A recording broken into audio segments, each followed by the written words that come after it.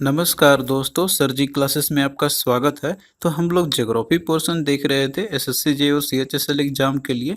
तो देखिए previous video में मैंने आपको आइलैंड्स ऑफ इंडिया के जो मेजर दो आइलैंड थे, लक्षद्वीप ग्रुप ऑफ आइलैंड और अंडमान और निकोबार ग्रुप ऑफ आइलैंड्स थे, तो वो हमने देखा था। तो इस तरीके से देखिए जो आपका फिजियोग्राफिकल डिवीजन ऑफ इंडिया है, तो वो हमने पूरा कंप्लीट करा दिया है आपका। और वो एग्जाम पॉइंट ऑफ व्यू से ये बहुत ही इंपॉर्टेंट टॉपिक है और इससे आपके क्वेश्चन भी प्रीवियस ईयर में आए हुए हैं जो कि हमने आपको कराया भी था।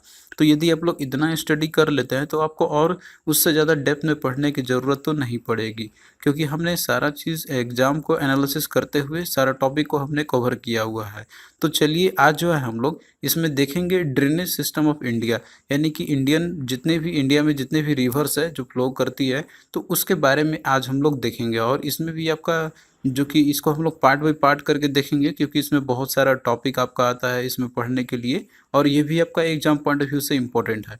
और इससे पहले देखिए हमने इकोनॉमिक्स का और बायोलॉजी का जो पूरा कंप्लीट लेक्चर है और वीडियो और पीडीएफ के साथ हमने पूरा कंप्लीट करा दिया है और पीडीएफ भी हमने आपको प्रोवाइड कर दिया है उसका। तो आपको डिस्क्रिप्शन बॉक्स में इनका लिंक आपको मिल जाएगा, आप लोग वहां से जाके इसको बाय कर सकते हैं। और ज्योग्राफी का और केमिस्ट्री का आपका भी जैसे अभी चल रहा है, तो इसका भी हम कुछ दिन में आपको हम पूरा कंप्लीट पीडीएफ प्रोवाइड कर देंगे। तो चलिए स्टार्ट करते हैं हम लोग आज का लेक्चर।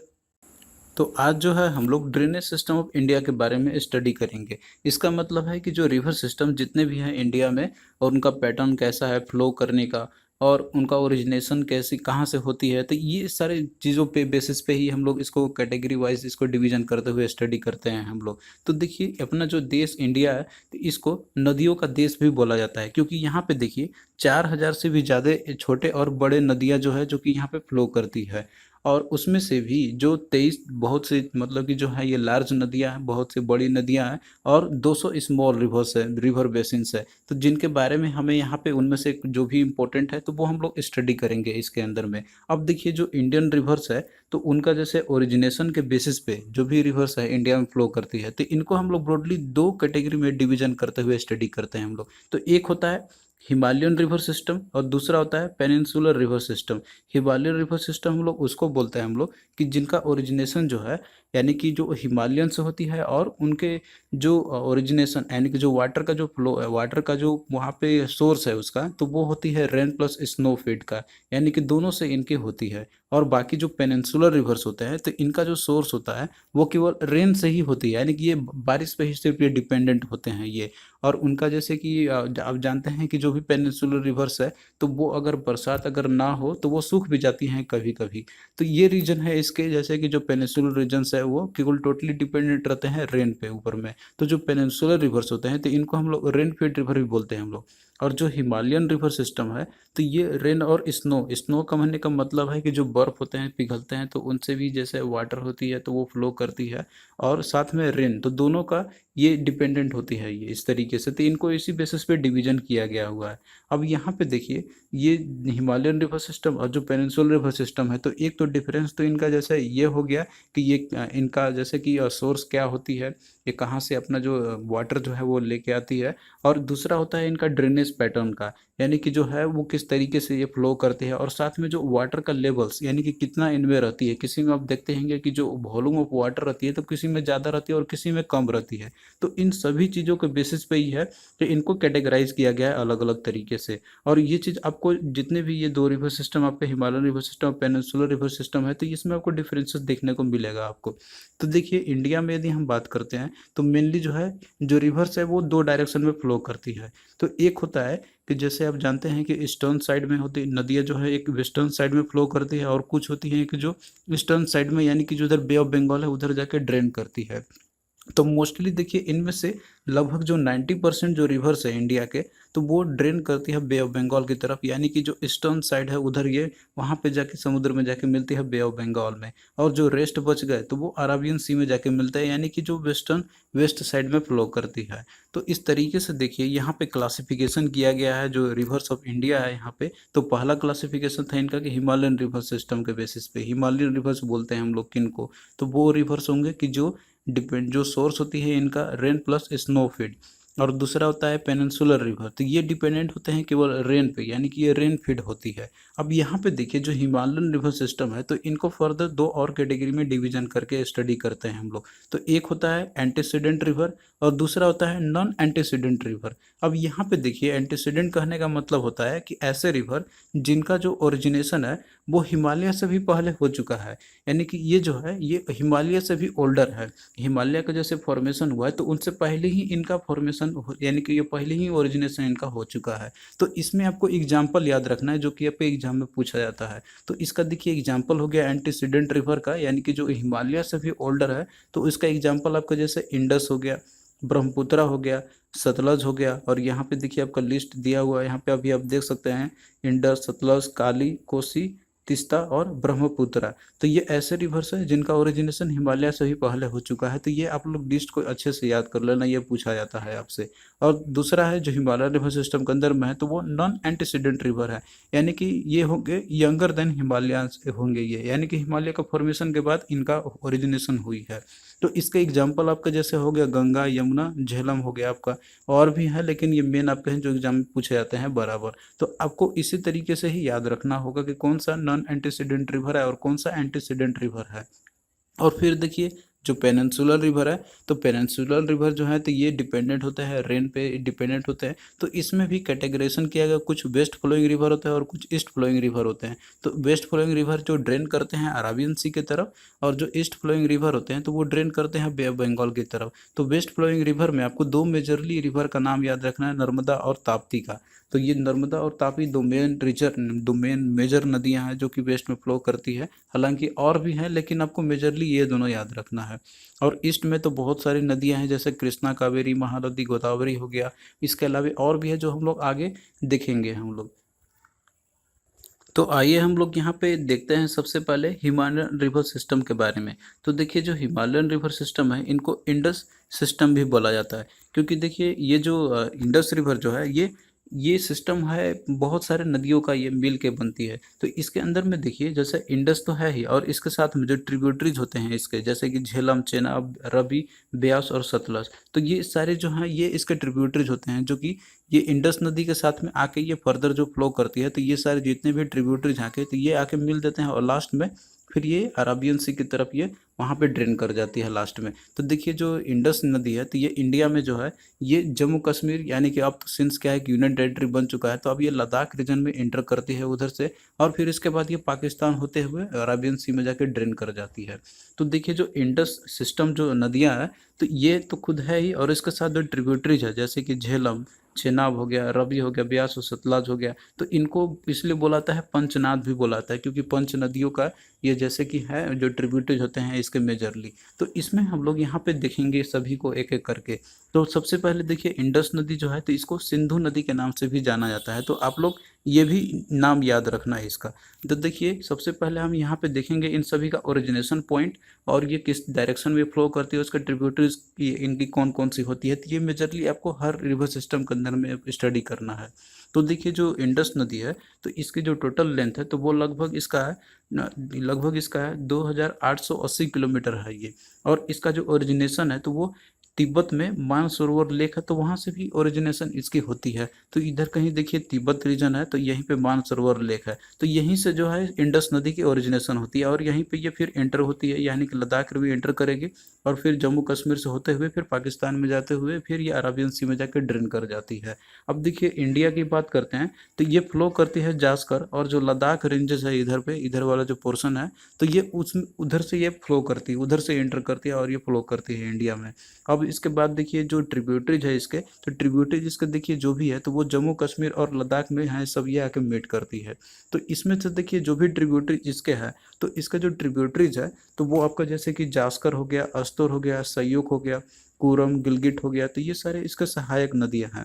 और इसके साथ में जो इसके जो लेफ्ट बैंक ट्रिब्यूटरीज है, लेफ्ट बैंक ट्रिब्यूटरीज देखिए जैसे ये रिवर फ्लो कर रही है तो ऊपर से जो नदियाँ आती है तो वो राइट बैंक ट्रिब्यूटरीज होती है, और जो इधर से आती है इसको लेफ्ट बैंक ट्रिब्यूटरीज बोला जाता है। तो इसके जो लेफ्ट बैंक ट्रिब्यूटरीज जो भी नदियां हैं इसके, तो जैसे झेलम हो गया, चेनाब हो गया, रवि हो गया, ब्यास हो गया और सतलज हो गया। तो ये सारे जो इसके सहायक नदियाँ हैं। और देखिए सिंस ये ओरिजिनेशन होता है तिब्बत से, तो इसलिए वहाँ पे इसको सेंगे खाबाब के नाम से भी बोला जाता है तिब्बत में। तो ये भी नाम आप लोग याद रखना। अब आइए देखते हैं हम लोग झेलम नदी के बारे में। तो देखिए इसका जो अदर नेम है तो वो बितास्ता भी नाम इसका है, तो ये भी आप लोग इसको याद रखना। तो देखिए जो झेलम नदी है तो इसका जो ओरिजिनेशन पॉइंट है तो वो जम्मू कश्मीर का जो बेरीनाग है तो वहाँ से ओरिजिनेशन होती है। और ये जो है 4900 मीटर हाइट से वहाँ से ये फ्लो करती है, और ये सिर्फ देखिए केवल जम्मू कश्मीर में ही सिर्फ फ्लो करती है। और उसके साथ जो है ये चेनाब नदी जो है, ये जेनाब नदी के साथ जो है ये जाके वहाँ पे ये मिल जाएगी, और उसके बाद फिर इंडस नदी के साथ ये बहते हुए पाकिस्तान में एंटर कर जाती है। तो देखिए ये जो है कश्मीर वैली में जो उलर लेक है तो उसके थ्रू भी जो झेलम नदी पास करती है। तो उलर लेक आप जानते हैं कि ये जम्मू कश्मीर में है, जो कि फेमस ये एक फ्रेश वाटर लेक भी है। तो जो झेलम नदी है तो वो इसके थ्रू पास करती है। अब देखिए जो ट्रिब्यूटरी इसकी है चेनाब नदी है, तो वो पाकिस्तान में जाके यानी कि इन दोनों मिलती है जाके। अब इस पे देखिए जो मेजर जैसे और ट्रिब्यूटरी जो है झेलम नदिया की, तो वो है किशनगंगा और दूसरा है लिदार। और इस पे एक जो कंट्रोवर्शियल जो तुलबुल नेविगेशनल प्रोजेक्ट जो है तो वो इसी नदी पे बन रही है, यार फिर जो चल रही है प्रोग्राम इसकी। तो झेलम नदी के ऊपर में कौन सा प्रोजेक्ट है, तो तुलबुल नेविगेशनल प्रोजेक्ट है। तो ये आप लोग मेन जो है याद रखना है। हालांकि हम आपको आगे लेक्चर्स में आपको अलग से हम वहाँ पे प्रोवाइड कर देंगे जो भी प्रोजेक्ट्स है, जैसे हाइडल पावर प्रोजेक्ट है और जो भी थर्मल पावर प्रोजेक्ट है इंडिया के, तो वो हम लोग उसको एक अलग से भी उसको देख लेंगे हम लोग, क्योंकि वो भी आपका एक इम्पोर्टेंट है, क्योंकि वो भी आपसे क्वेश्चन पूछा था कि ये कौन से रिवर पे बना हुआ है। फिर नेक्स्ट देखिए चेनाब नदी है, तो इसको हम लोग अस्किनी रिवर के नाम से भी इसको बोला जाता है, दूसरा नाम इसका है, तो ये भी आप लोग याद रखना। और इसका देखिए जो ओरिजिनेशन पॉइंट है तो वो चंद्रभागा जो स्ट्रीम है हिमाचल प्रदेश में, जो कि लाहौल और स्पीति के जो नज़दीक है, तो वहाँ से इसका ओरिजिनेशन पॉइंट है, वहीं से रिवर जो है ये ओरिजिनेट करती है। अब देखिए ये जो है हिमाचल प्रदेश में सबसे पहले ये फ्लो करेगा और यहाँ से एंटर करेगी जम्मू कश्मीर में। तो ये जो फ्लो करती है हिमाचल प्रदेश और जम्मू कश्मीर में ही। और इसके जो ट्रिब्यूटरीज हैं जैसे झेलम नदी हो गया और रवि नदी है, तो ये जो है ये चेनाब नदी के साथ हिमाचल प्रदेश में ही आके मीट करती है। तो जो ट्रिब्यूटरी जिसके हैं झेलम और रवि नदी, तो वो हिमाचल प्रदेश में ही आके जो है वो चेनाब नदी के साथ आके ये मिल जाती है। अब इस पे देखिए एक जैसे कि जो बगलीहर प्रोजेक्ट है तो वो इसी नदी के ऊपर ये बना हुआ है या चल रही है इसके ऊपर में। तो ये जो है ये Doda district of Jammu and Kashmir में है जो बगलीहर प्रोजेक्ट है। तो ये भी आप लोग याद रखना कि बगलीहर प्रोजेक्ट है वो किस नदी पे है, तो ये चेनाब नदी पे है। और इसके साथ में जो सलाल और जो दुल्हस्ती जो हाइड्रो पावर प्रोजेक्ट है तो वो भी रिवर चेनाब पे स्थित है। तो ये प्रोजेक्ट जो है तो ये आपके लिए मोस्ट इंपॉर्टेंट है। जैसे जो भी हाइड्रो पावर प्रोजेक्ट है या फिर थर्मल पावर जो भी प्रोजेक्ट है तो वो आपको याद रखना होगा यहाँ पे। फिर नेक्स्ट देखिए रवि नदी है, तो इसको देखिए दूसरा नेम से भी जाने जाते हैं, इसको बोलते हैं हम लोग परूसनी नदी भी बोलते हैं हम लोग। तो ये इसका एक वैदिक नाम भी है परूसनी। तो ये क्वेश्चन भी आपसे पूछा गया हुआ है कि रवि रिवर का अदर नेम क्या है, तो वो है परूसनी है। तो ये आप लोग याद रखना। और इसका जो ओरिजिनेशन पॉइंट है तो ये जो है हिमाचल प्रदेश का जो रोहतांग जिला है, तो वहाँ से जो कुल्लू हिल्स है तो वहीं से ये ओरिजिनेशन होती है। तो ये आप लोग इसको याद रखना। और देखिए ये जो रिवर है ये फ्लो करती है सबसे पहले जैसे ओरिजिनेशन पॉइंट तो हिमाचल प्रदेश तो है ही, उसके बाद ये फिर जम्मू कश्मीर में एंटर करती है और उसके बाद फिर ये पंजाब में आती है। तो ये इसका हो गया जैसे इंडियन स्टेट्स कौन कौन से इंडियन स्टेट्स ये फ्लो करती है, तो ये भी आपको यहाँ पे ध्यान रखना है। तो हिमाचल प्रदेश हो गया, जम्मू कश्मीर और पंजाब हो गया। अब इस पे देखिए एक फेमस रंजीत सागर जो इस पे जो कि रंजीत सागर डैम है, जिसको कि हम लोग इसको थीन डैम भी बोलते हैं हम लोग दूसरे नाम से, तो वो इसी रवि नदी के ऊपर पे स्थित है। तो ये आप लोग इसको याद रखना। फिर अगला देखिए है ब्यास नदी है, तो इसको हम लोग बिपाशा भी इसको बोलते हैं हम लोग, दूसरे नाम इसका है। तो इसका जो ओरिजिनेशन पॉइंट है तो ये भी देखिए जो रोहतांग पास है, तो रोहतांग पास का जो ब्यास कुंड है तो वहीं से इसका ओरिजिनेशन होता है, जो कि हिमाचल प्रदेश में है।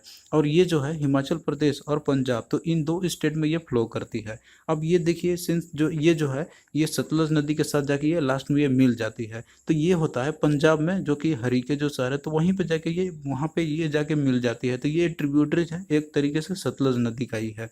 अब इस पे देखिए जो फेमस जो इंदिरा गांधी जो कैनाल है, तो वो जो है यहीं से जो हरीके है यानी कि जो हरीके बैराज है तो वहीं से ये जो कैनाल निकाला गया है, इंदिरा गांधी कैनाल निकाली गई है, जो कि इंडिया का ये सबसे लॉन्गेस्ट इरिगेशन कैनाल है। अब देखिए ये जो इरिगेशन जो कैनाल है इंदिरा गांधी, तो ये जो है राजस्थान के जो जैसलमेर डिस्ट्रिक्ट है तो वहाँ पे अब तो ये लॉन्ग रन करती है, तो ये इसका जो लेंथ है वो बहुत ही लंबा है। तो ये इसीलिए ये इंडिया का सबसे जो है लॉन्गेस्ट इरिगेशन कैनाल है। अब देखिए इस पे जो पोंग रिजर्वायर है जो कि हिमाचल प्रदेश में ही है, तो वो भी जो है ब्यास नदी के ऊपर में कंस्ट्रक्ट किया गया है। तो आपको ये याद रखना है यहाँ पे कि पोंग रिजर्वायर जो है ये कहाँ पे है, तो ये हिमाचल प्रदेश में तो है ही, लेकिन ये किस पे बना हुआ है, तो वो भी ब्यास नदी पे बनी हुई है।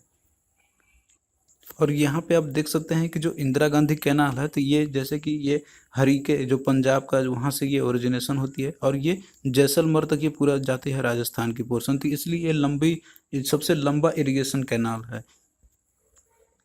फिर नेक्स्ट देखिए सतलज नदी है, तो इसको सतुद्री भी बोला जाता है अदर नेम से। तो इसका जो ओरिजिनेशन पॉइंट है, तो ये भी देखिए जो मानसरोवर लेक है, तो उसका जो अक्षताल है, तो वहाँ से ओरिजिनेशन होता है जो कि तिब्बत में है। तो तिब्बत से देखिए आपको मैंने बताया था कि इंडस नदी है वही भी वहीं से ओरिजिनेट होती है, और साथ में जो सतलज नदी है तो ये भी वहीं से ओरिजिनेट होती है। और एक नदी है ब्रह्मपुत्र नदी है, तो वो भी मानसरोवर लेक से ओरिजिनेशन होती है। तो आपको इनको याद रखना होगा, ये क्वेश्चन भी आपसे पूछा जाता है कि कौन कौन जो इंडियन रिवर्स है जो मानसरोवर लेक से ओरिजिनेशन होती है उनकी। तो ये पॉइंट आप लोग याद रखना है इसको।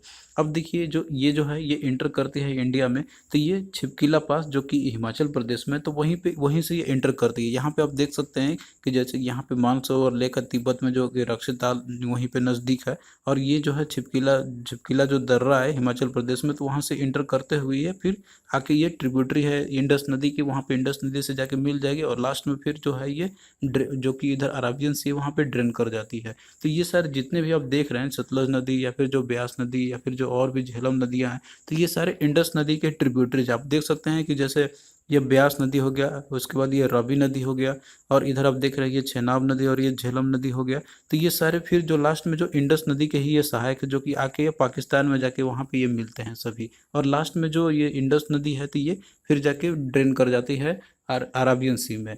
अब देखिए जो रिवर जो स्पीति है इसकी, वो एक मेजर ट्रिब्यूटरी है सतलज नदी की, और सतलज नदी जो है तो ये हिमाचल प्रदेश और पंजाब में इन दो स्टेट में ये फ्लो करती है, और फिर उसके बाद जो है ये ट्रिब्यूटरी बन जाती है इंडस नदी की। तो देखिए इस पे जो है फेमस जो प्रोजेक्ट है भाखड़ा नंगल जो प्रोजेक्ट है, जो कि ये इसी नदी के ऊपर में लोकेटेड है। तो ये भी क्वेश्चन आपसे पूछा जाता है कि भाखड़ा नंगल जो प्रोजेक्ट है तो ये किस पे लोकेटेड है, तो ये सतलज नदी के ऊपर में है। तो देखिए जो भाखड़ा डैम है तो इसको हम लोग गोविंद सागर डैम के नाम से भी इसको जाना जाता है, तो ये पॉइंट भी आप लोग याद रखना। और इस पे देखिए एक फेमस एक और भी हाइडल पावर प्रोजेक्ट है जो कि नपता झकरी के नाम से इसको जाना जाता है। तो नपता झकरी हाइडल पावर इलेक्ट्रिक जो पावर प्रोजेक्ट है, तो वो हिमाचल प्रदेश के अंदर में ही है जो कि सतलज नदी पे बना हुआ है। तो ये देखिए जो है ये भाखड़ा नंगल जो डैम है तो ये उससे भी ज़्यादा ये पावर प्रोड्यूस करती है एज़ कम्पेयर टू यहाँ पे यदि दोनों कंपेरिजन किया जाए तो। अब देखिए जो भाखड़ा डैम है जो कि ये सतलज नदी के ऊपर भी ही बना हुआ है, तो ये इंडिया का ये सेकेंड हाईएस्ट डैम है। तो अब यहाँ पे देखिए भाखड़ा डैम तो ये सेकेंड डैम तो है, लेकिन पहला कौन सा डैम होगा, तो वो है टिहरी डैम है जो कि हम लोग आगे देखेंगे। तो वो कि जो आपका क्या है कि वो गंगा रिवर सिस्टम के ऊपर पे वहाँ पे हम लोग उसको स्टडी करेंगे। तो ये आपका क्या हो गया सेकेंड हाईएस्ट डैम है इंडिया का भाखड़ा डैम। तो इस तरीके से देखिए जो इंडस जो रिवर सिस्टम था, तो इस पे आपने देखा था कि जैसे ये है यहाँ पे मानसरोवर लेक है, यहाँ से ओरिजिनेट होती है इंडस नदी, तो ये फिर इंटर करती है जैसे कि इंडिया लद्दाख और जम्मू कश्मीर में, फिर उसके बाद ये जाके पाकिस्तान में जाके ये मिलती है, और उसके बाद लास्ट में ये ड्रेन कर जाती है जो कि आपका इधर है अराबियन सी है। और इसके साथ में जो भी इसका सहायक नदियाँ हैं जैसे झेलम हो गया, छेनाब हो गया, इसके बाद रावी नदी हो गया, इसके बाद देखिए जो ब्यास नदी है, इसके बाद सतलज नदी है, तो ये सारे क्या है इसका सहायक नदियां हैं जो कि लास्ट में ये इंडस नदी से जाके मिल जाती है और लास्ट में ये ड्रेन कर जाती है इधर यानी कि जो अराबियन सी में। तो ये जितने भी इंडस रिवर सिस्टम है तो ये आपको मैंने यहाँ पे बता दिया। तो इसमें से जितना भी चीज़ मैंने आपको बताया है तो आप लोग उतना भी कर लेते हैं तो ये आपका एग्जाम में से क्वेश्चन आपका जरूर बन जाएगा। अब आइए हम लोग यहाँ पे क्वेश्चंस करते हैं जो कि आपके एसएससी जे और सीएचएसएल एग्जाम के प्रीवियस ईयर में पूछे गए थे। तो यहाँ पे देखिए क्वेश्चन है कि रिवर इंडस ओरिजिनेट फ्रॉम, तो इंडस नदी जो है वो कहाँ से ओरिजिनेट होती है। तो देखिए मैंने आपको बताया था कि ये तिब्बत में जो मानसरोवर लेक है तो वहाँ से ओरिजिनेशन होती है, लेकिन इसमें ऑप्शन में देखिए आपका इसमें रेंज दिया हुआ है यानी कि जो भी पर्वत श्रृंखलाएं हैं तो वो आपका दिया हुआ है। तो देखिए ये जो इंडस नदी है तो ये ओरिजिनेट करता है जो कि नॉर्दर्न स्लोप में जो कैलाश रेंज है जो कि तिब्बत में है, तो वो वहीं से ओरिजिनेट करती है। तो यहाँ पे भले आपको मानसरोवर लेक आपको याद होगा, लेकिन इधर जो रेंजेस है तो ये कैलाश रेंज इधर है, तो वहीं से ओरिजिनेशन होती है इसकी। तो इसीलिए देखिए राइट आंसर इसका क्या होगा, ऑप्शन बी। इसमें देखिए कैलाश का ऑप्शन डी में आपका दिया हुआ है, तो राइट आंसर डी इसका हो जाएगा। कैलाश रेंज जो कि है ये मानसरोवर लेक के नज़दीक उधर ही है, जो पर्वत श्रृंखलाएं हैं, तो इसीलिए क्या है, इसलिए आपको क्या हो जाएगा, राइट आंसर इसका डी हो जाएगा। तो आपको क्वेश्चन में देखना होगा कि उसमें आपसे रेंज पूछा गया है, पर्वत श्रृंखलाएं के बारे में पूछा गया है, या फिर जो मान लेक है, जो मानसरोवर लेक है उसके बारे में पूछा जा रहा है, तो आपको वहाँ पे ध्यान रखना होगा। फिर देखिए अगला क्वेश्चन है कि which is the longest irrigation canal in India. तो लॉन्गेस्ट इरिगेशन कैनाल कौन सा है इंडिया का, तो ये भी मैंने आपको बताया था कि जो इंदिरा गांधी कैनाल है, तो ये इंडिया का सबसे लॉन्गेस्ट इरिगेशन कैनाल है। तो ये देखिए ये कहाँ से स्टार्ट होता है, तो ये मैंने आपको बताया था कि ये है जो हरिके बैराज है, तो वो वहीं से ओरिजिनेट होती है। और उसके साथ में देखिए ये आता है कहाँ तक, अप टू राजस्थान के जो जैसलमेर डिस्ट्रिक्ट है, तो वहाँ तक ये आती है। तो इसकी जो वहाँ से लेके यहाँ जो राजस्थान के जो जैसलमेर डिस्ट्रिक्ट है, तो उसकी लेंथ हो जाती है टोटल 650 किलोमीटर। तो इस तरीके से ये इंडिया का सबसे लॉन्गेस्ट इरिगेशन कैनाल होती है। तो इसलिए देखिए क्या राइट आंसर हो जाएगा इसका, ऑप्शन सी हो जाएगा, यानी कि Indira Gandhi canal longest irrigation canal है इंडिया का। फिर देखिए अगला क्वेश्चन है कि नापता Jhakri hydel power project is located in which of the following river. तो देखिए जो नापता झकरी हाइडल पावर प्रोजेक्ट है, तो ये सतलज नदी के ऊपर में है, तो जैसे कि मैंने आपको बताया भी था, तो राइट आंसर क्या हो जाएगा इसका, ऑप्शन ए हो जाएगा। तो ये नापता झकरी और एक आपका था भाखड़ा नंगल डैम, तो ये दोनों कहाँ पे है, तो ये सतलज नदी पे ही है। तो आई होप कि जो चीज़ मैंने आपको बताया आपको समझ में आया होगा। तो थैंक यू दोस्तों, कैसा लगा आपको ये लेक्चर आप लोग कमेंट करके ज़रूर बताना, और अपने फ्रेंड्स के अमंग भी वीडियो को शेयर करना, ताकि देखिए हमें भी मोटिवेशंस मिलता रहेगा। जब आप लोग वीडियो को शेयर करते हैं और लाइक करते हैं, तो हमें भी मोटिवेशंस मिलती है कि हम आपके लिए और भी